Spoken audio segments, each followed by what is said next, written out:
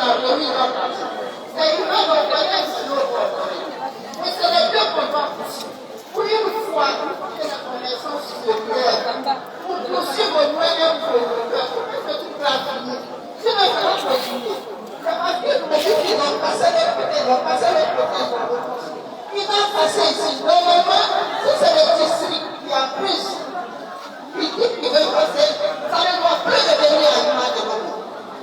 Si c'est l'image de l'eau, le niveau peut prêter encore, ça veut dire qu'ils ont fait exprès. Ça ne doit plus leur revenir. Parce qu'on leur a remis dans notre argent, ils nous ont pas. Ils ne veulent même pas nous recevoir. Donc il faut qu'on se lève, il faut qu'on passe à prendre un avocat et puis qu'on les poursuive. Parce que c'est de l'arnaque. Et dépendamment de ça, on peut rien faire d'autre. Parce qu'on n'a aucun papier, on n'a que des petits reçus. Et ces petits reçus ne sont pas valables vis-à-vis de ça. Et c'est ce que moi je voulais ajouter, le temps que vraiment on prenne une décision pour voir ce qu'il y a lieu de faire. Voilà.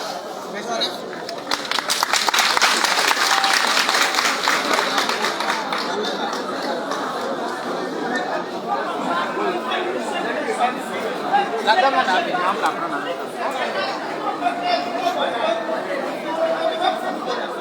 on n'a pas laissé finir comme une seule personne. Vous avez compris? Parce que vous êtes des pères de famille et des mères de famille. La jeunesse est aussi dans le marché, la jeunesse aussi a son droit. Ils ont aussi l'avenir devant eux. Parce que notre père, leurs enfants, il y a peut-être qui sont plus enfants. Il y a leurs enfants qui sont là. Donc on se prend pour nous-mêmes. Parce qu'ils nous ont attaqués, comme la soeur vient de dire. Donc, et comme allons le voir, on va discuter. On va avec cette technique qu'on a fait, cette compagnie de préparation. Donc, on va les voir. Ok, ce que moi je voulais ajouter, c'est que le moment vient de dire.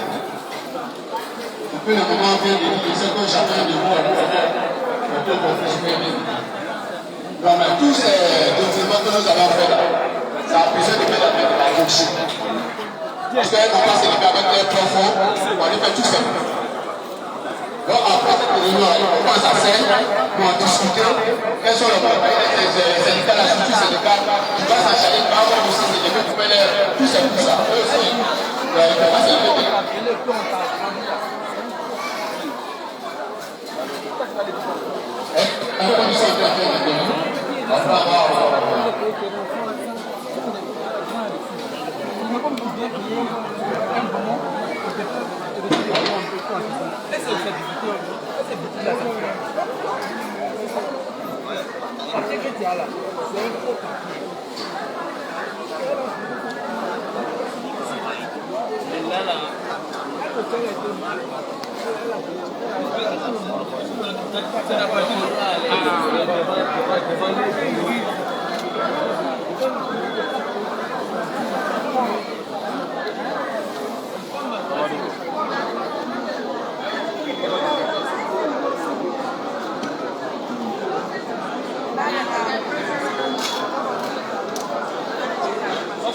Là, c'est en train de faire le début là. Voilà, tu filmes, on peut t'apporter.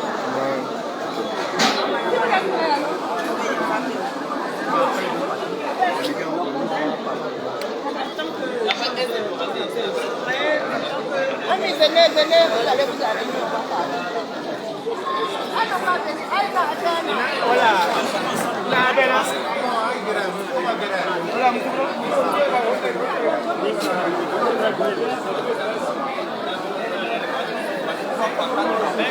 Les hommes là,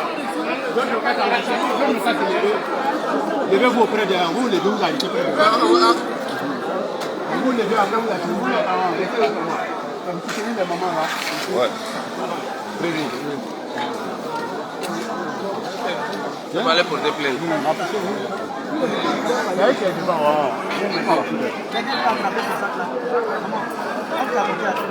Oui, c'est ça, chacun.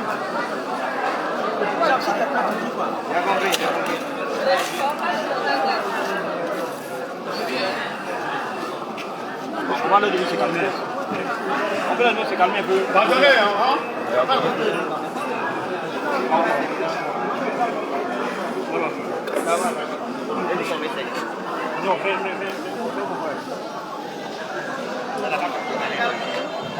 viens ici. Voilà. Non, maman, venez, vous pouvez venir. Pas de lui, voilà. Le voisin est où? Le parleur.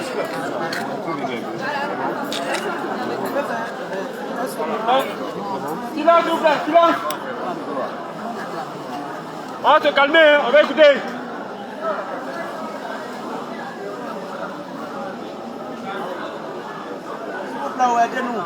C'est bon? Pardonnez-moi de bruit, pardonnez, parce que c'est le message qui est important. Hein. Si vous voulez poser là, pardonnez.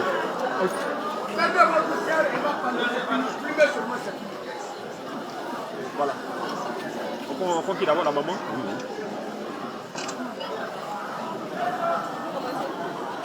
Ok, bonjour maman.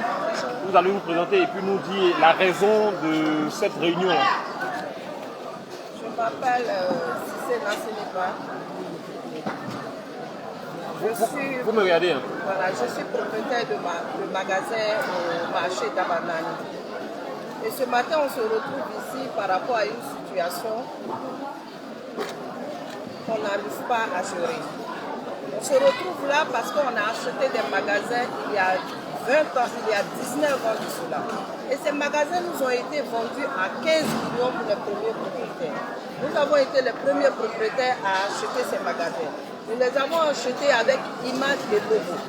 Et aujourd'hui, depuis 3 jours, on a reçu une convocation où on nous a demandé de déguerpir les lieux parce que désormais, le marché serait démoli.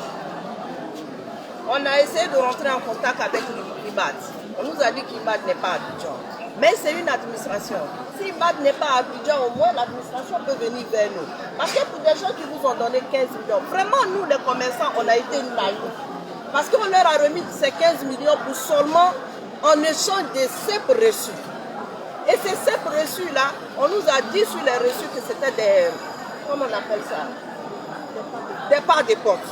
Et ces parts des potes, effectivement, normalement quand tu dois quitter le magasin, tu es obligé de revendre à quelqu'un d'autre.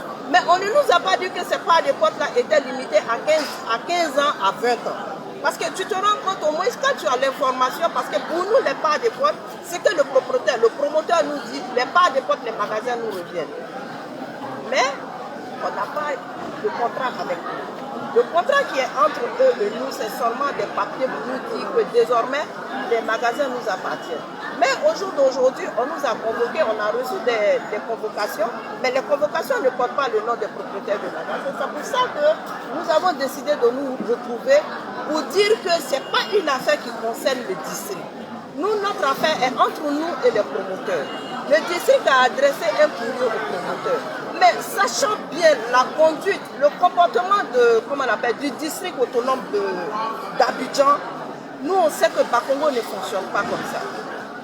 Monsieur, quand il y a un problème concernant un marché, Bakongo essaie de relocaliser les gens.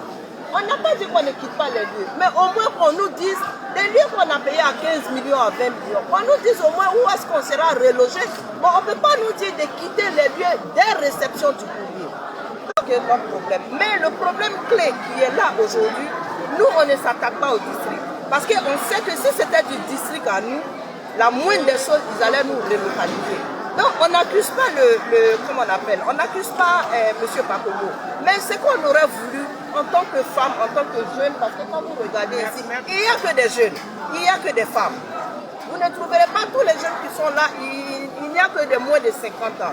Bon, nous sommes les mamans, ça c'est autre chose. Mais ce qu'on aurait demandé au district, c'était de regarder notre situation de près. Parce que ce problème-là, il faut que désormais ça prenne fin. On ne peut pas toujours prendre 15 millions, 20 millions. Aujourd'hui, tous les magasins d'Adjamé, c'est 40 millions, 50 millions. Mais les 40 millions, les 30 millions qu'on paye, qu'est-ce que ça représente en réalité? Parce que nous-mêmes qui les achetons, finalement, on ne sait plus qu'est-ce que ça représente. Donc vraiment, on aurait voulu que le district nous reçoive, qu'on nous explique notre problème. On dirait voir le maire aussi, que le maire aussi nous reçoit pour qu'on lui explique effectivement, parce qu'on est des êtres humains. On a donné 15 millions. Nous, on est des femmes, hein. On a travaillé, on a payé ces magasins à 15 millions il y a plus de 10 ans de cela. Mais on ne peut pas venir aujourd'hui, en un lieu de temps, nous dire de quitter les lieux. Au moins, qu'on nous reçoive. Et pire encore, les deux promoteurs refusent catégoriquement de nous recevoir. Mais c'est pour ça qu'on a tenu la réunion pour dire aux gens que ce n'est pas une affaire de district, ce n'est pas une affaire de mairie, mais c'est une affaire de Lobo et de IMAD. Parce que la moindre des choses pour des gens qui t'ont remis 15 millions, c'est beaucoup d'argent, tu peux quand même les recevoir. Et là où on est là, c'est des places. Ces places ont été vendues. Il y a plus de combien de 1000 places ici. Mais toutes, 400, voilà. Toutes ces places ont été vendues. Une place à 400 000 il y a 10 ans de cela. Mais au moins, au moins on peut nous recevoir pour nous dire quelle est la situation, qu'est-ce qui se passe exactement. Parce que nous-mêmes, on n'ose pas expliquer ce qui se passe. Donc voilà, c'est le but aujourd'hui de la réunion. Donc le plaidoyer, c'est quoi? Le plaidoyer, nous, on veut que... Non, ce qu'on aurait souhaité aujourd'hui, que les districts nous reçoivent, qu'on leur explique. Parce que souvent, eux-mêmes, ils n'ont pas les informations. On aurait aussi voulu que le maire de tutelle, le maire d'Adjamé nous reçoive. On lui explique effectivement comment les choses ont fonctionné, parce que c'est des êtres humains. Il y a l'humanisme qui est là. On ne peut pas nous prendre tous ces montants-là et puis venir casser le marché, reconstruire et puis nous revendre encore à 40 millions. Ça ne passera pas. C'est une pilule qui ne passera pas. Donc nous, on demande au district de nous recevoir. Et puis pour une bonne fois, on aurait demandé au district de régler cette affaire de part de porte.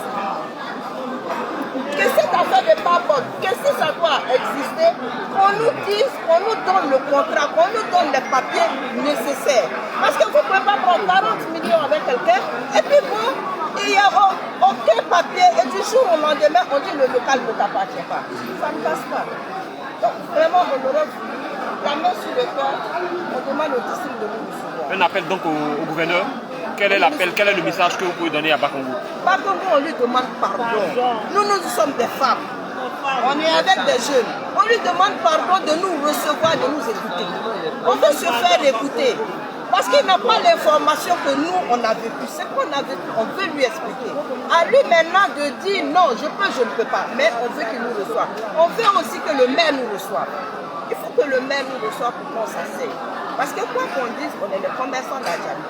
Et le maire de tutelle, normalement, il doit nous recevoir. Il doit nous écouter. Il doit partager nos problèmes. Même le district doit partager nos problèmes. Par contre, on doit savoir, le gouverneur doit savoir que nous, on est des femmes. Quoi qu'on dise, on est des commerçants. Et on doit nous recevoir. Pour qu'on explique réellement ce qui s'est passé. Parce qu'on ne peut pas payer 40 millions, 20 millions, 30 millions. Et du jour au lendemain, on vous dit non, le local ne vous appartient pas. Et chaque fin du mois, tiens-toi bien, chaque fin du mois, tu as un loyer de 200 000 à payer. 200 000, 175 000, 100 000. C'est comme ça les différents magasins.